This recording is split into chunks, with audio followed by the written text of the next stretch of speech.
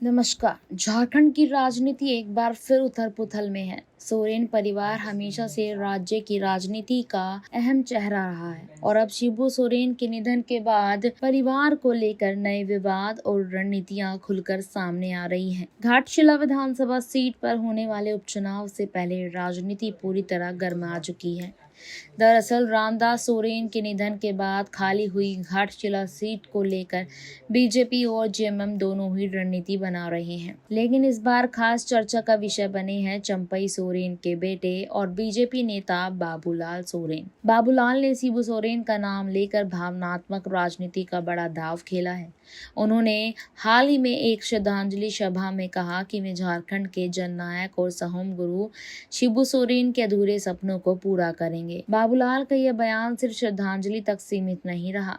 सूत्रों के मुताबिक उन्होंने शिबू सोरेन सेना नाम का एक संगठन भी बना लिया है। इसका मकसद झारखंड आंदोलन की तर्ज पर फिर से वृहद झारखंड की मांग को उठाना बताया जा रहा है। यानी यह सिर्फ भावनात्मक अपील नहीं बल्कि एक तरह से चुनावी रणनीति भी है, जिसमें सोरेन परिवार और समर्थकों की भावनाओं को साधने की कोशिश हो रही है। राजनीतिक जानकार मानते हैं कि घाटशिला उपचुनाव से पहले बाबूलाल सोरेन ने भावनात्मक कार्ड खेला है। झारखंड की राजनीति में यह कोई नई बात नहीं। यहाँ की जनता हमेशा नेताओं से जुड़ाव को प्राथमिकता देती है और भावनात्मक मुद्दे चुनावों में अहम भूमिका निभाते हैं। यही कारण है कि बाबूलाल के इस कदम को बीजेपी की सोची समझी रणनीति भी माना जा रहा है।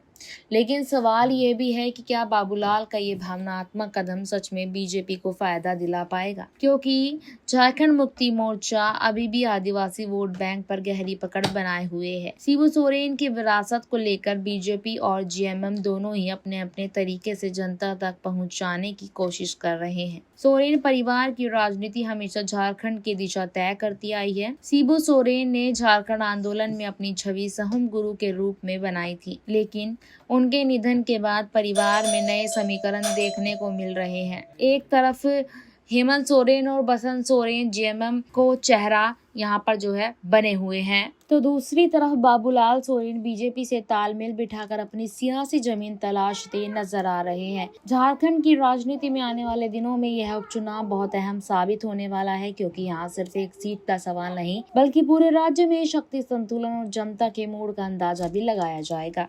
ऐसी ही तमाम जानकारी के लिए बने रहिएगा हमारे साथ। धन्यवाद।